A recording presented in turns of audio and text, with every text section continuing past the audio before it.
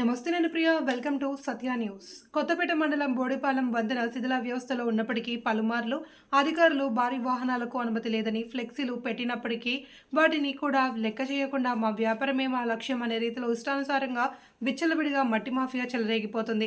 గన్నవరం మండలం ఎర్రంశెట్టివారిపాలెం నుండి తరచుగా 10 రోజుల నుండి శిథిల వ్యవస్థలో ఉన్న వంతెన పైనుండి లారీలు తిరుగుతున్న అధికారులు పట్టించుకోకపోవడంపై వంతెన అవతల ఉన్నటువంటి లంక గ్రామ ప్రజల రైతులు తీవ్ర ఆందోళన చెందుతున్నారు.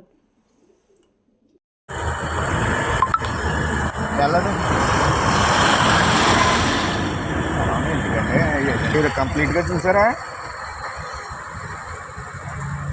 అయ్యో మరి మీరు చెప్పొద్దా?